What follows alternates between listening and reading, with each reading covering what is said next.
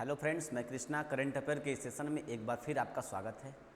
जैसा कि 9 और 10 मई का करंट अफेयर है ना, कल संडे को नहीं पड़ा था वीडियो, तो इसलिए आप इसको देखिए।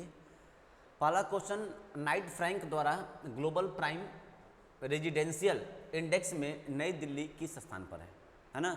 इसके बारे में आपको जानना है कि नाइट फ्रैंक द्वारा ग्लोबल प्राइम रेजिडेंशियल इंडेक्स सूची में नई दिल्ली किस स्थान पर है। तो आंसर क्या होगा? 32वें नंबर पे, 32वें नंबर पे। ठीक है, अब देखिए, ध्यान दीजिएगा, क्या है ये नोट। लंदन स्थित संपत्ति सलाहकार मतलब नाइट फ्रैंक, जो ये देखो नाइट जो Frank global prime residential index सूची, ये क्या है?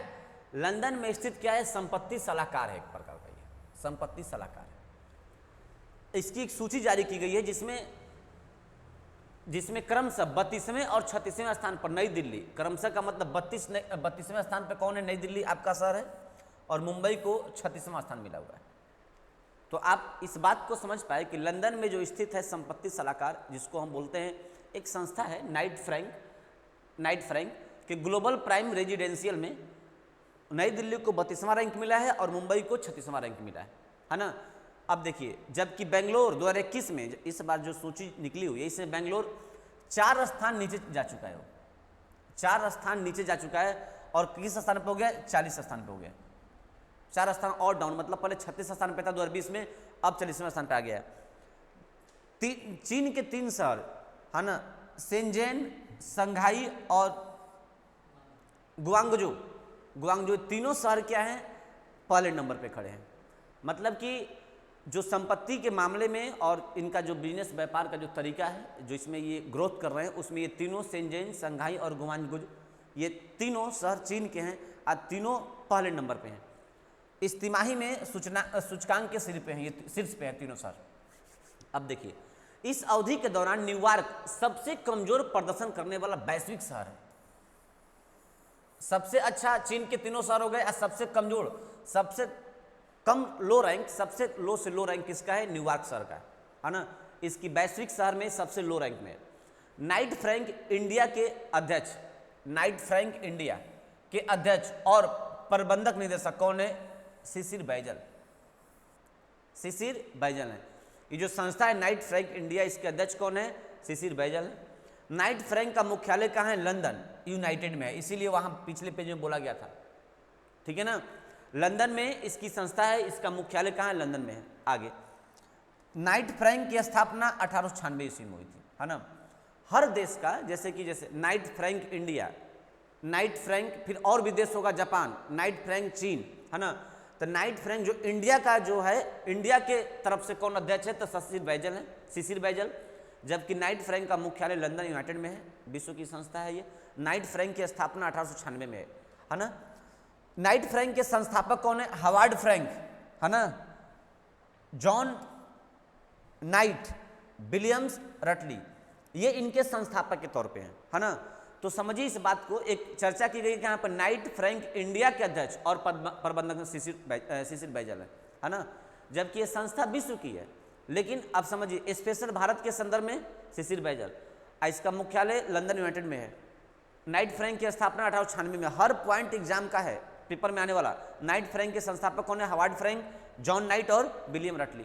उम्मीद करें कि आपको इतनी छोटी सी बात समझ में आई होगी। आगे आइए, अगला question. New York city international film festival में सर्वश्रेष्ठ अभिनेता का पुरस्कार किसको मिला? अनुपम खेर को मिला। New York city international film festival में मुख्य पुरस्कार के तौर पे सर्वश्रेष्ठ अभिनेता का पुरस्कार किसको मिला? अनुपम खेर को मिला है। अब देखिए इसके बारे में और क्या क्या। अनुपम खेर ने New York city international film festival में शॉर्ट फिल्म हैप्पी बर्थडे में अपने अभिनय के लिए सर्वश्रेष्ठ अभिनेता का पुरस्कार जीता है। समझ गए? अब गलती नहीं करनी है। New York city international film festival में सर्वश्रेष्ठ अभिनेता का पुरस्कार किसको मिला? अनुपम खेर को मिला है। फिल्म का निर्देशन, जो फिल्म थी हैप्पी बर्थडे, इसके निर्देशन कौन किया था? प्रसाद कदम द्वारा किया गया था, और FNP मीडिया द्वारा निर्मित किया गया था। इसके निर्देशक कौन थे? प्रसाद कदम।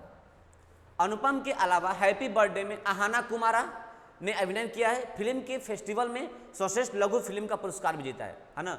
फिल्म ने इस फेस्टिवल में, यही फिल्म ने सर्वश्रेष्ठ लघु फिल्म का, जैसे कि जो इंटरनेशनल न्यूयॉर्क सिटी अवार्ड है ना, उसमें केवल ये नहीं कि केवल हीरो को ही मिलेगा, मतलब कि केवल अभिनेता को ही मिलेगा, उसमें फिल्म को ही मिलती है। तो सर्वश्रेष्ठ लघु फिल्म की पुरस्कार इसी को मिला, हैप्पी बर्थडे को।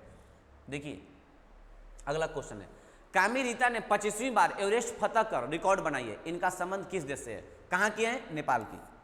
नेपाल के कामी रीता से नाम आप लेडीज मत समझिएगा, ठीक है ना। कामी रीता कहाँ के रहने वाले हैं? 25वीं बार एवरेस्ट फतह कर चुके हैं ये, कहाँ के? नेपाल के। अब देखिए ध्यान दीजिएगा, नेपाली पर्वतारोही कामी रीता ने दुनिया की सबसे ऊंची चोटी के सबसे अधिक आरोहियों के लिए अपना ही रिकॉर्ड तोड़ते हुए 25वीं बार माउंट एवरेस्ट पर चढ़ाई की। 51 वर्षीय रीता ने 1994 में एवरेस्ट पर पहली बार फतह की, तब से लगभग हर साल यह यात्रा कर रहे हैं उसके ऊपर। समझ रहे बात ना? वह कई शेरपा गाइडों में से एक है जिनकी विशेषज्ञता और कौशल सैकड़ों पर्वतारोहियों की सुरक्षा और सफलता के लिए महत्वपूर्ण है। माउंट एवरेस्ट का इंपॉर्टेंट क्वेश्चन, माउंट एवरेस्ट का नेपाली नाम क्या है? नेपाल में माउंट एवरेस्ट को सागरमाथा कहते हैं। ये क्वेश्चन बहुत बार पेपर में आया है। माउंट एवरेस्ट को नेपाल में क्या कहते हैं? तो आंसर होगा सागरमाथा कहते हैं। इसको तिब्बत में क्या कहते हैं? तो चोमोलुंगमा कहते हैं। चोमोलुंगमा कहाँ कहते हैं? तिब्बत में। और सागरमाथा कहते हैं नेपाल में, माउंट एवरेस्ट को। आगे अगला क्वेश्चन, एंटी कोविड दवा 2G को मिला आपातकालीन उपयोग के लिए DCGI का अनुमोदन मिल गया है ना।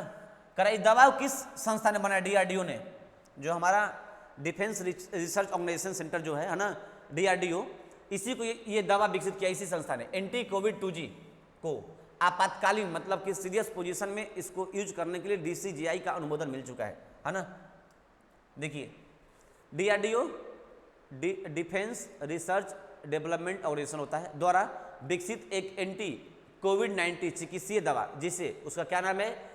ड्रग 2 डेक्सी डी है ना, ड्रग 2 डेक्सी डी ग्लूकोज 2DG कहा जाता है, इसका पूरा नाम है, को देश में कोरोना वायरस के रोगियों के लिए drugs controller general of India, इसका देखिए full form DCGI, drugs controller general of India DCGI द्वारा आपातकालीन स्वीकृति प्रदान की गई है ना, कि मतलब उस सीरियस केस में आप इस दवा के यूज कर सकते हैं।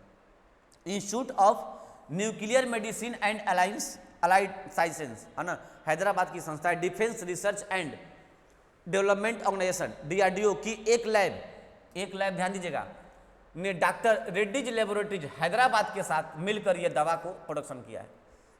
उम्मीद करते हैं कि आपको ये लाइन समझ में आएगी। PDF जाने के बाद आप इसको नोट्स करें और जो चीज़ आपको इंपॉर्टेंट लगती है उस फैक्ट को अपने कॉपी पर, डायरी पर नोट करें, बेटर रहेगा आपके लिए। 2DG आर्मी में SOC की तुलना में 2 से 3 दिन में ये ऑक्सीजन का जो लेवल है ना 31% से बढ़ा के 42% तक वो बढ़ाने का क्षमता रखता है ये दवा, है ना। और इसके बाद विशेष बात उसमें नहीं है, फिर दवा के बारे में बोला कि दवा एक पाउच में पाउडर के रूप में भी आती है और इसे पानी में घोलना होता है, ठीक है ना, ऐसे भी आप इसको यूज कर सकते हैं। आगे DRDO के बारे में, DRDO के अध्यक्ष कौन है? Doctor G Satish Reddy. DRDO का मुख्यालय नई दिल्ली में है। इसकी स्थापना 1958 में। तीनों लाइन अपने आप में इंपॉर्टेंट है, जितना कहें उतना कम पड़ेगी, ठीक है ना, आप इसको रटिए, याद करिएगा बढ़िया से। अगला क्वेश्चन, मटुआ मैड्रिड ओपन खिताब 2021 का खिलाड़ी किसने जीता? मैड्रिड स्पेन की राजधानी है, स्पेन देश का नाम सुने आप लोग, स्पेन है ना, स्पेन की राजधानी मैड्रिड। ओपन खिताब 2021 खिताब किसने जीता है? आंसर क्या होगा?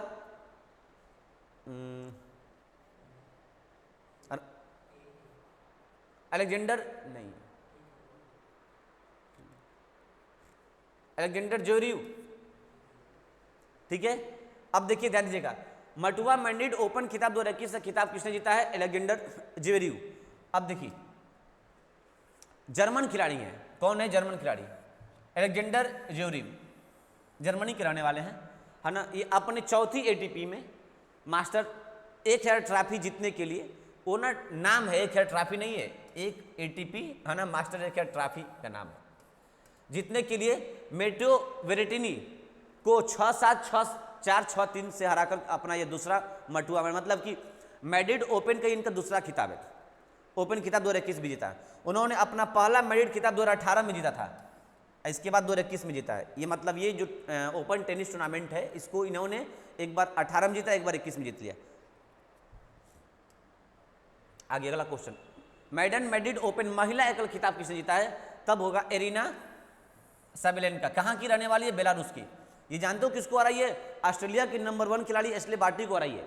ऑस्ट्रेलिया की एशले बार्टी को हरा करके, इन्हीं को हरा करके ना एरिना साबेलेन्का। और देखो इस समय टेनिस में नंबर 1 पे कौन है? एशले बार्टी, ऑस्ट्रेलिया की टेनिस खिलाड़ी, और नंबर 2 पे नाओमी ओसाका, कहाँ की? जापान की, है ना। एरिना साबेलेन्का अभी फिलहाल मैड्रिड ओपन का खिताब जीती एशले बार्टी को हरा करके, बेलारूस की रहने वाली है। आगे देखिए, टेनिस में विश्व की 7वें नंबर की है, 7वें नंबर पर बेलारूस की एरिना, है ना, विश्व की नंबर 1 टेनिस खिलाड़ी ऑस्ट्रेलिया की एशले बार्टी को हराकर 2021 का मैड्रिड ओपन महिला एकल खिताब जीता है ना। यह साबेलेन्का का 10वां कैरियर WTA एकल खिताब, सीजन का दूसरा खिताब और क्ले कोर्ट पर पहला खिताब है ना। तो इसके बारे में मेन काम की बातें ये है, समझ गए। पुरुष में जर्मनी जीत लिया और महिला में बेलारूस, बात समझ गए। मैड्रिड ओपन एक पेशेवर टेनिस टूर्नामेंट है जो आउटडोर क्ले कोर्ट पर खेला था। एक बार टेनिस के बारे में सब हम बताए थे, क्ले कोर्ट और इसके बाद ग्रास कोर्ट क्या होता है और सब कुछ हम बताए थे, एक्सप्लेन किए थे करंट अफेयर में। 2021 का लॉरियस वर्ल्ड स्पोर्ट्स अवार्ड में किस खिलाड़ी ने शीर्ष खिताब जीता है ना? Naomi Osaka. अभी चर्चा कर रहे थे हम लोग, है ना, Naomi Osaka. 2021 Laureus world sports award, है ना, इसमें शीर्ष स्थान किसको मिला है? नाओमी ओसाका, जापान की रहने वाली है। देखिए इसके बारे में थोड़ा सा और। 2021 लॉरियस वर्ल्ड स्पोर्ट्स अवार्ड में जापान के world number 2 tennis number 2 tennis में नंबर 2 पे, पहला पे Ashleigh Barty Australia, Naomi Osaka को sports women of the year award से नामित किया गया है। यह ओसाका का दूसरा यह अवार्ड है। यह अवार्ड पाने वाली है मतलब कि एक बार और मिल चुका है इसको अवार्ड, 2021 में दूसरा अवार्ड इनको मिला है। 2019 में उन्होंने breakthrough of the year पुरस्कार जीता था। इसमें बहुत सारे अवार्ड होते हैं लॉरियस अवार्ड में। पुरुष वर्ग में स्पेन के वर्ल्ड नंबर 1 2 खिलाड़ी, नंबर 2 खिलाड़ी, ठीक है ना, स्पेन के 2 नंबर खिलाड़ी, विश्व में दूसरे नंबर के खिलाड़ी राफेल नडाल, है ना, ने 2021 का Laureus sport man of the year है। और वो ओमैन में कौन जीती है? Naomi Osaka. अब मैन में कौन जीता है? राफेल नडाल, स्पेन के रहने वाले हैं। रोजर फेडरर कहाँ के रहने वाले? स्विट्जरलैंड के। और इसके बाद यह नडाल के लिए दूसरा खिताब है जिन्होंने 2011 में प्रतिष्ठित पुरस्कार भी जीता था। इसमें देखिए विजेताओं की सूची बहुत सारा है, क्योंकि लॉरियस अवार्ड ना बहुत लोग को मिलते हैं। इसमें sportsman of the year award Rafael Nadal, sportsman women of the year award तो नाओमी ओसाका। अब देखिए team of the year award Bayern Munich को, breakthrough of the year award तो पैट्रिक महोस। आपको ना ये दोनों important है ना, बाकी पेपर में उतना आते नहीं है, आप एक बार पढ़ लीजिएगा। The comeback of the year award, comeback का मतलब जैसे किसी भी गेम को ना हम खेल रहे हैं फिर वापस मतलब कि उसमें फॉर्म में आ गए। The comeback of the year award मिला हुआ मैक्स पैरेट को। आगे sports for good award kick fair द्वारा। और देखो लाइफ टाइम अचीवमेंट अवार्ड, ये याद रखिए, इसमें life time achievement award important है, बिली जीन किंग को मिला हुआ है ना, इनको याद रखिएगा। Athlete advocate of the year award Lewis Hamilton को, ये याद रखिए, इंपॉर्टेंट है, पेपर में जो स्टार लगा रहे हैं इसको आपको याद करना है। Sporting aspiration award Mohamed Salah को, sporting moment of the year award Chris Nikic को। उतनी बातें आप याद रखिएगा। चलिए अगला क्वेश्चन, पुस्तक एलिफेंट इन द वोम्ब के लेखक कौन है ना? कलिक कोचलिन बॉलीवुड अभिनेत्री, आप इनको जानते होंगे। एलिफेंट इन द वोम्ब्स, कल्की कोचलिन का शुद्ध नाम है, ठीक है ना, कल्की कोचलिन। अब देखिए बॉलीवुड अभिनेत्री कल्की कोचलिन ने अपनी पहली पुस्तक एलिफेंट इन द वोम्ब के साथ एक लेखक के रूप में शुरुआत कर रही हैं। यह पुस्तक जिसे अभी जारी किया जाना है ना, बात को समझिएगा, मातृत्व पर मतलब कि माँ के विकास पर एक सचित्र नॉन फिक्शन पुस्तक है। यह वलेरिया और पॉलिनेचको द्वारा सचित्र है और पेंगुइन रैंडम द्वारा हाउस इंडिया इसको प्रकाशित करेगा, ठीक है ना। यह पुस्तक देखिए क्या है, मेन लाइन ये है, इस बारे में समझने जो है ना। यह पुस्तक क्या है? यह पुस्तक गर्भावस्था और गर्भवती माताओं और मातृत्व के बारे में सोचने वाली किसी भी महिला के लिए पालन पोषण के बारे में बताती है ये किताब, ठीक है ना। ये लाइन इंपॉर्टेंट है काफी, इसको आप समझिएगा कि ये पुस्तक किसके बारे में लिखी है ना। कल्की कोचलिन इस किताब को किसके बारे में लिखी है, बस यही मेन टैगलाइन इनके लिए यही होगा। आगे फिर लगातार 5वीं बार स्पेनिश ग्रैंड फिक्स खिताब जब आएगा है ना, ग्रैंड फिक्स का खिताब है ना। हम बार बार बोले हैं कि ब्रिटेन का Mercedes car racer Lewis Hamilton ने फिर अवार्ड जीत लिया। लगातार 5वीं बार, अभी फिर पुर्तगाली जीते थे, फिर ये जीत लिए, ठीक है ना। लगातार 5वीं बार स्पेनिश ग्रैंड प्रिक्स अवार्ड किसने जीता है? लुइस हैमिल्टन जीता है, इंग्लैंड। लुइस हैमिल्टन ने 9 मई 2021 को स्पेनिश ग्रैंड प्रिक्स जीता। यह जीत लुइस हैमिल्टन लगातार 5वीं बार स्पेनिश ग्रैंड प्रिक्स जीता और साथ ही इस सीजन का तीसरा जीत है, मतलब 2021 में ये तीसरा जीत है उनका। किसको हराए हैं? तो देखो मैक्स वेस्टारपेन को, है ना। रेड बुल रेसिंग नीदरलैंड के रहने वाले खिलाड़ी हैं, दूसरे स्थान पर है, मतलब कि इनको हरा के इन्होंने जीता है ना। नीदरलैंड खिलाड़ी मैक्स वेस्टारपेन को हरा के इन्होंने जीता है। जिसके बाद वल्टेरी बोटास, है ना, जो फिनलैंड के खिलाड़ी, देखो ये तीनों इंपॉर्टेंट खिलाड़ी हैं, काफी महत्वपूर्ण है। वल्टेरी बोटास कहाँ के रहने वाले हैं? फिनलैंड के, है ना। इसके बाद आपको ये सब बात याद रखनी है हमेशा। मैक्स वेस्टारपेन कहाँ के रहने वाले हैं? नीदरलैंड के। और लुइस हैमिल्टन कहाँ के? तीनों कार रेसर हैं, कहाँ के रहने वाले हैं? ब्रिटेन के। अब देखिए तीसरे स्थान पर आई यह रेस 2021 फार्मूला 1 वर्ल्ड चैंपियंस का चौथा राउंड था। तो उम्मीद करते हैं कि आपको मेरी बात समझ में आई होगी, ठीक है ना। तो आज का करंट अफेयर कैसा लगा आप कमेंट करके जरूर बताएं, हम आपके कमेंट का इंतजार करेंगे। Thank you, bye bye.